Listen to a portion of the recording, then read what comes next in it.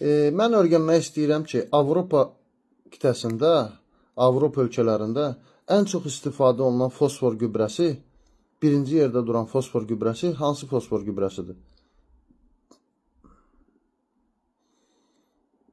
Avrupa'da en çok istifade olunan fosfor gübresi monamonyum fosfattır.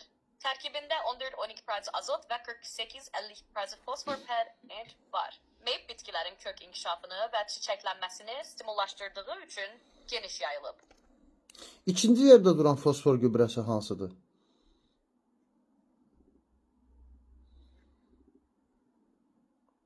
Avrupa'da ikinci yerde en çok istifade olunan fosfor gübresi üçlü süperfosfat. Terkibinde 44-46% fosfor var ve xüsusilə taxıl ve yağlı bitkiler için geniş istifade edilir. Bəs Amerikada birinci yerdə hansı fosfor gübrəsi durur?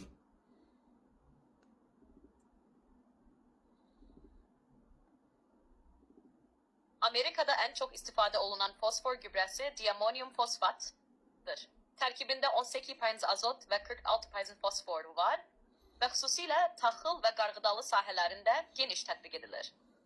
Bəs Avstraliyada birinci yerdə duran fosfor gübrəsi hansıdır?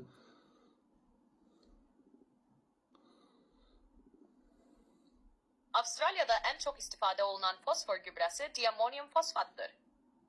Terkibinde 18% azot N ve 46% fosfor var ve geniş miqyaslı əkinçilikdə, xüsusilə taxıl və paxlalı bitkilər üçün geniş tətbiq edilir.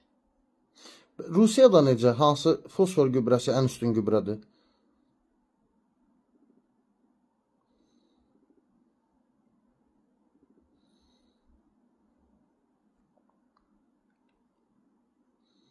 Rusiyada hansı fosfor gübrəsi daha üstündür?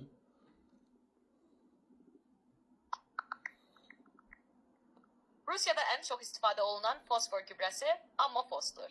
Bu gübre terkibinde 12% azot ve 52% fosfor hüküşünü saxlayır ve bitkilerin kök inkişafını ve çiçeklenmesini stimullaştırır. Təşəkkür edirəm. You're welcome. Let me know if you have any other questions.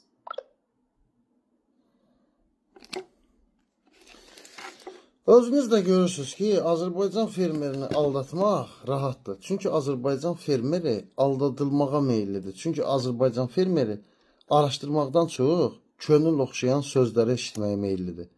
Fikirləşin ki, ölkədə 12 min hektardan artıq gilas bağı var və 70%-dən çoxu ikinci dəfə qurulub. Çünki yalan yanlış insanlarla qurulub. Tozlayıcısız, nə bilim, uyğun olmayan iqlim tipində və s. və ilaxır. Yəni, bunu sadəcə bir misal verirəm. Yəni, biri ikisindən söhbət getmir. 1000 hektarla ərazi və yüzlərlə fermer eyni səhvi edib. Sizcə bu ancaq gilasdadır? Əlbəttə yox. Yəni, bütün təsərrüfatlarda bu boşluq var. Əzizlərim, səhv səhvdir. Bunu hər kəs eləyə bilər və uzatmaq lazım deyil. Uzatmaq savadsızlıqdır. Yəni, burada nə var ki? Amonium polifosfatdır, yaxşı gübrədir, amma uyğun yerində. Harda istifadə olunacağı önəm kəsb eləyir. Amonium polifosfat, bəli, damlamada istifadə olunması üçün rahat fosfordur. Amma onu belə zəruri olmadan, yəni məcbur qalmadan onu belə istifadə olunması tövsiyə olunmur. Çünki amonium polifosfat həqiqətən problemli gübrədir. Torpaqda onun yaratdıqları, verdiyi faydadan çox problemləri çoxdur. Nəysə, uzatmıram. Demək istədiyim, dünyanın da tərcih elədiyi gübrələrdən məlumatlandınız. Yəni, dünyanın da seçimi nədir, öyrəndiniz. Amonium polifosfat yaxşı gübrədir. Məcbur qalırsan, böyük ərazilərdə, pivotlarda və s. və ilaxırda texnika çatışmırsa, pivotlarla fosfor tətbiq eləmək istəyirsinizsə, onun da zamanlamasını, yəni bitkinin üstünə yox, bitkinin üstünə yarpaqdan siləməklə yox, o toksikdir.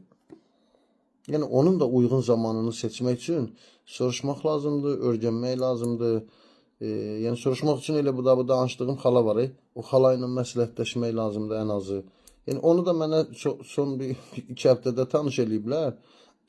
çox yaxşı da məsləhətlər verir. Yəni demək istədiyim, valla Azərbaycan fermeri dəfələrlə bütün mövzularda zeytun bağları qurulub aldadılıb, gilas bağları qurulub aldadılıb, alma bağlarında aldadılıb, Taxılda, Qarğıdalıda, Semiçkada pivotların qurulmasında belə aldadılıb. Çünki pivot qurulmasına ümumiyyətlə mümkün deyil orada pivot qurulması. O torpaqlar pivota uyğun deyil. O torpaq pivotun qurulma səbəbi suyun çatışmamazlığıdır. Suyun göbəyində, suyun ən bol olduğu yerdə gətirib pivot qurdurublar şoran torpaqlarda. O şoranı 5 qat daha artıq şoran eləyiblər. Yəni demək istədiyim məsələ budur ki, düşünün, aldadılmayın, aldadılmayın, aldadılmayın. Bu qədər.